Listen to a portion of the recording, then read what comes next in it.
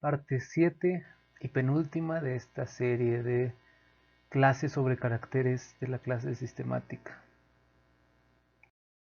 En esta parte vamos a hablar sobre dos conceptos, que es la homogénea y la homoplasia. Vamos a hacer la distinción o la diferencia entre lo que es homólogo y lo que son las homogéneas. Lo que ustedes conocen como homología o lo que le llaman homología es en sí el concepto de homogénea, es decir, caracteres que tuvieron un origen común. Vamos a ver a qué se refiere esto. Primero, los homólogos habíamos definido que son la misma estructura. Dos individuos que tienen la misma estructura, puede estar modificada, pero está formada por las mismas partes, cumple los criterios de homología que vimos en otros videos. Si ese homólogo, que está en varios individuos, tuvo un origen común, es decir, lo tienen los individuos porque el ancestro lo tenía, entonces es homogénea. Homogénea significa origen, el mismo origen.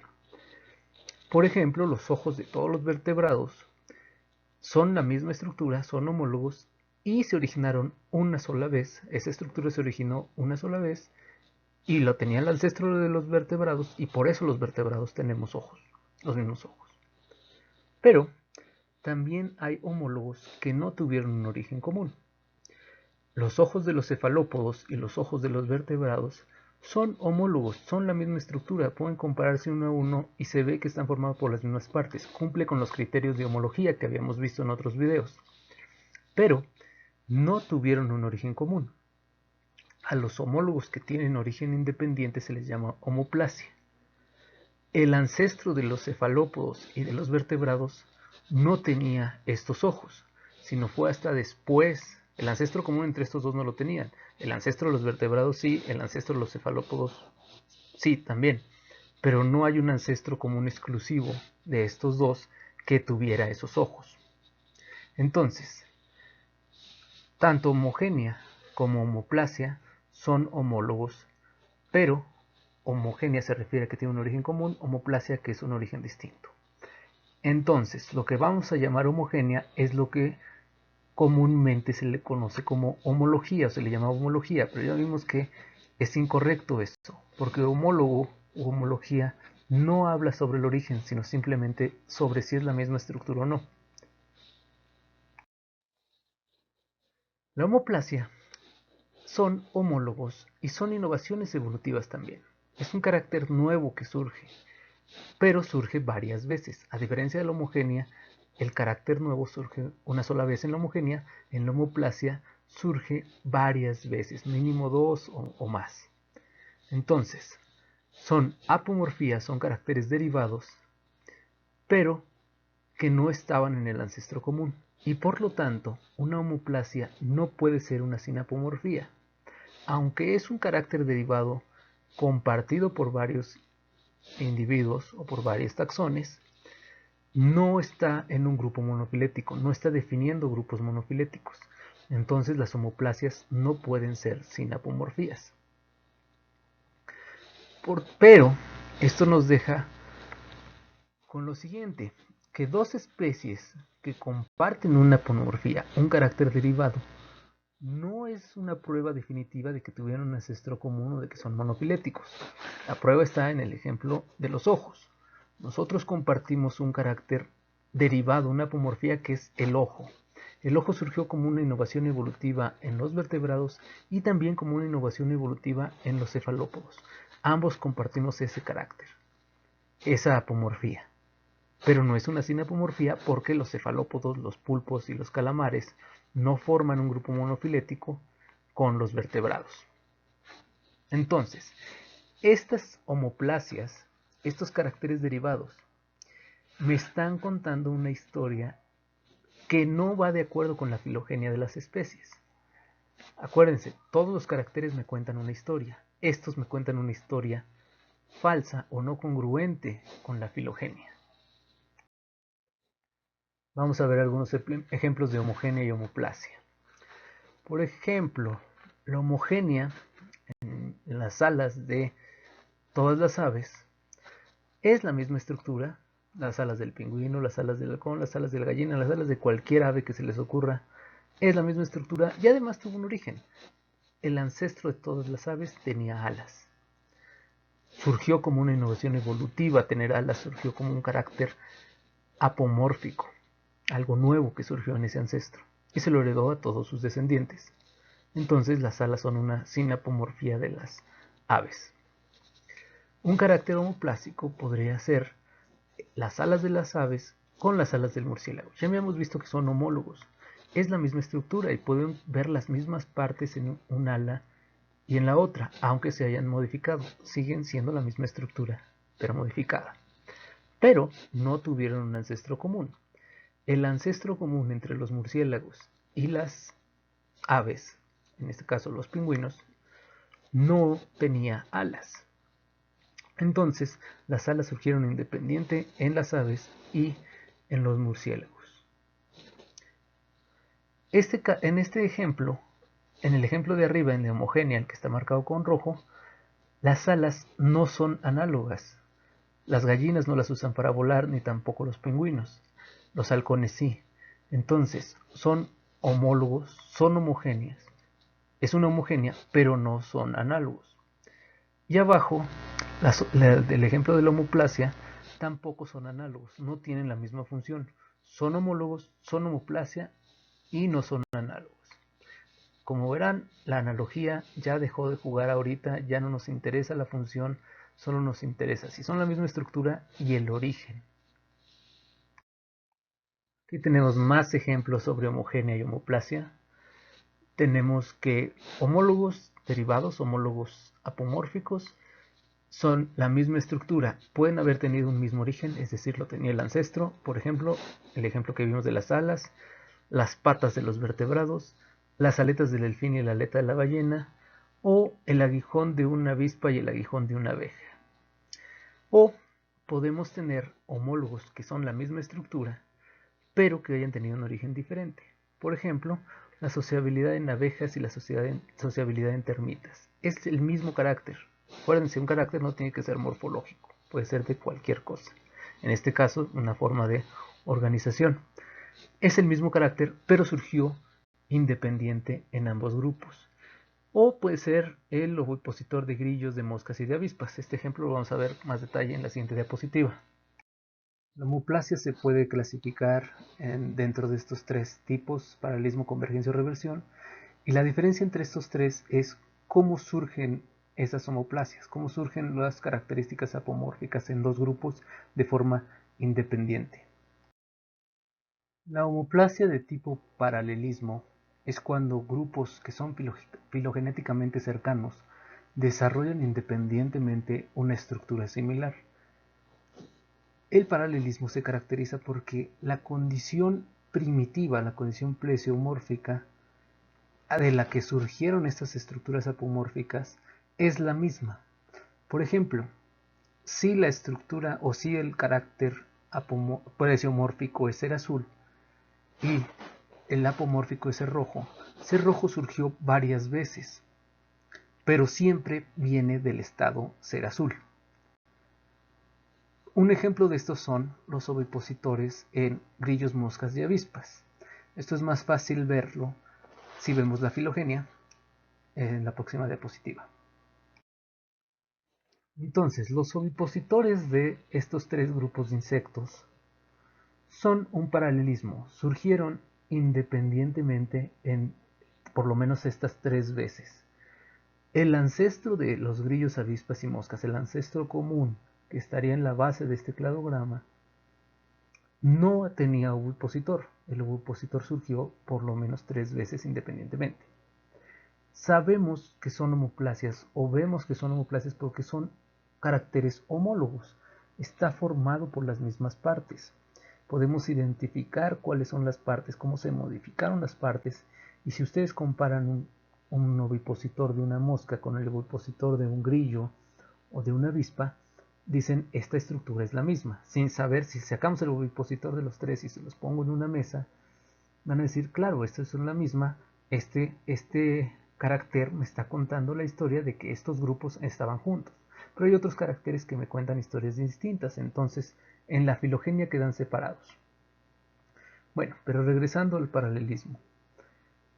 Los tres ovipositores provienen de la misma condición ancestral. La misma plesiomorfía dio origen 3 veces a la apomorfía de tener ovipositor. Eso es el paralelismo. La misma condición surge 3 veces, pero del mismo estado plesiomórfico. La convergencia también es una homoplasia. Son caracteres homólogos que surgen independientes, pero esto se da en grupos que generalmente están más lejanos filogenéticamente.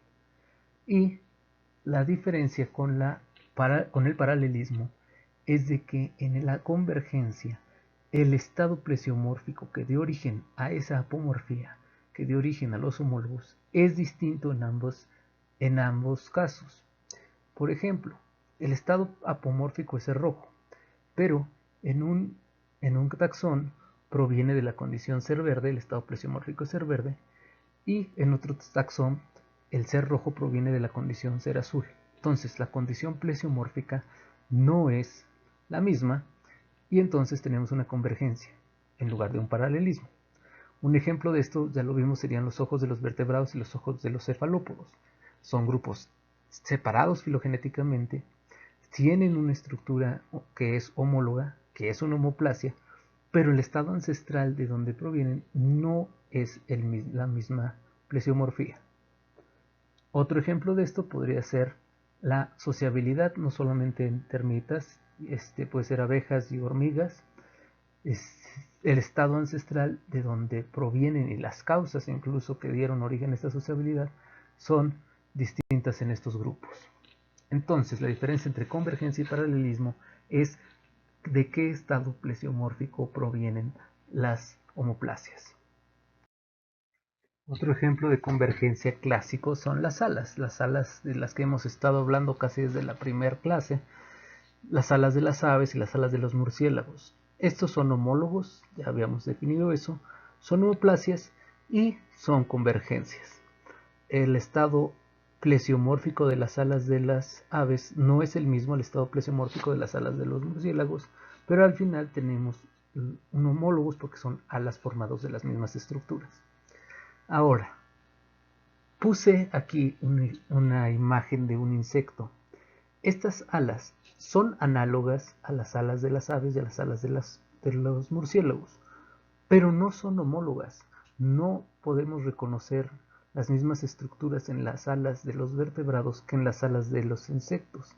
Entonces, al no ser homólogas, no pueden ser homoplasias. Simplemente son caracteres análogos, pero no pueden ser ni siquiera homoplasias, mucho menos homogéneas.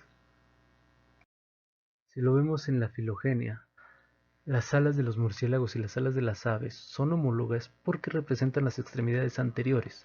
En ese sentido son la misma estructura. Pero las alas de las aves surgieron de una condición plesiomórfica que debió ser algo como esto que está en la imagen, una garra, por así decirlo, que tenía el ancestro común entre las aves y su grupo hermano, que son dinosaurios dromeosaurios. Esa es su condición plesiomórfica que dio origen a las alas. Las alas de los murciélagos surgieron de una condición plesiomórfica distinta, que sería una garra que tenía el ancestro común entre Carnívora y Quiróptera, que sería un grupo cercano o algo similar a una garra de los mamíferos actuales. ¿Cómo sé cuál es la condición plesiomórfica? Porque estoy usando el criterio de grupo externo. Busco el grupo hermano de estos grupos, de los murciélagos y de las aves, y veo cuál es la condición de ese grupo. Y así puedo saber cuál era la condición plesiomórfica. En este caso, las condiciones plesiomórficas que dieron origen a la apomórfica, las alas, son distintas y por eso es una convergencia. Por último, tenemos las homoplasias de tipo de reversión. Esto es cuando una condición apomórfica, una condición que surge como una novedad evolutiva, es en sí un regreso a la condición plesiomórfica. Por ejemplo, en los insectos más basales no tienen alas. Esa es una condición antigua y después surgió la innovación evolutiva de tener Alas. La mayoría de los insectos tienen alas y en algún momento de la evolución de los insectos de los hexápodos surgieron las alas. Esa ahora es la condición apomórfica. Pero algunos insectos la perdieron, como los piojos, las pulgas y algunas moscas parásitas. Los parásitos tienden a perder las alas. Eso ya lo habíamos visto en otras diapositivas, este ejemplo. Bueno, la ausencia de alas en estos grupos es una innovación evolutiva. La condición de tener alas se convierte en la plesiomorfía y perderlas es algo nuevo que surgió. Pero ese nuevo, la condición ausencia de alas, es igual a la condición plesiomórfica. Se está regresando a la condición plesiomórfica. Entonces, los tisanuros o los insectos basales y los insectos como pulgas, piojos y algunas moscas tienen la misma condición, la condición homóloga de no tener alas. Pero no es que formen un grupo monofilético por sí, sino que es una homoplasia de tipo reversión. ¿Cómo podemos saber que dos homólogos son homogénea o son homoplasia? Bueno, para saber esto necesitamos hacer un análisis filogenético y obtener el cladograma, las relaciones filogenéticas de los grupos. Antes de hacer un cladograma, no podemos saber si un homólogo tuvo un origen común y es una homogénea, o si un par de homólogos tuvieron un origen independiente y entonces serían homoplasias. Si tenemos un cladograma, entonces vemos cómo se distribuyen los caracteres en ese cladograma. En el ejemplo que teníamos de los insectos sin alas, decíamos que las moscas, las pulgas y los piojos no tienen alas. El carácter sin alas me está contando una historia de esos tres taxones, me está diciendo el ancestro de estos tres no tenía alas y forman un grupo monofilético. Pero tengo otros caracteres que me dicen una historia diferente. Los caracteres que son el desarrollo, estos grupos son holometablos, quiere decir que tienen un desarrollo de huevo, larva, pupa y adulto. Eso lo comparten con otros insectos como los escarabajos, las moscas, las mariposas, las abejas, entre otros. Los piojos no tienen este tipo de desarrollo. Muchos caracteres me están diciendo las moscas y las pulgas están más relacionadas con estos insectos que con los piojos. Y como son más caracteres, entonces acepto esta hipótesis de que estos grupos forman un grupo monofilético con escarabajos, abejas y mariposas, en lugar de aceptar la hipótesis de que forman un grupo monofilético con los piojos. Hay más congruencia con los caracteres si acepto este grupo. Así es la forma en la que puedo saber que la pérdida de alas en las pulgas, en algunas moscas y en los piojos es una homoplasia y no es una homogénea. Bueno, con lo que hemos visto en este video, vamos a hacer una síntesis de lo que significa la homogénea. Frecuentemente este término de homogénea se le confunde con la homología o se usa indistintamente a la homología para referirse a la homogénea, pero ya vimos que la homología puede ser homogénea u homoplasia. Al principio de estas clases, cuando todavía tuvimos clases, les pregunté el concepto de homología, me decían que tenía un origen común. Eso se refiere a la homogénea, homología es solamente la misma estructura. También vimos que cuando se habla de homoplasia, normalmente se refiere a la analogía, que ya vimos que son dos cosas distintas. Entonces, desde el principio de las clases vimos la diferencia entre homólogo y análogo, vimos que no son excluyentes, y ahora vemos que hay dos tipos de homólogos. Los homólogos con origen común, que a veces se le dice homología, pero que el término correcto sería homogénea, y los homólogos con origen independiente, que son homoplasia. Como ejercicio de esta parte, van a hacer por equipos una lista de 5 ejemplos de caracteres homoplásicos y qué tipo de homoplasia es. Ya les di algunos ejemplos en esta video. Los ojos de los calamares y los humanos serían una convergencia, los ovipositores paralelismo. Así como están esos ejemplos, quiero que busquen 5 ejemplos distintos. Y con esto terminamos la séptima parte y penúltima de esta serie. El próximo video, la parte 8, va a ser la última y terminamos la parte de caracteres.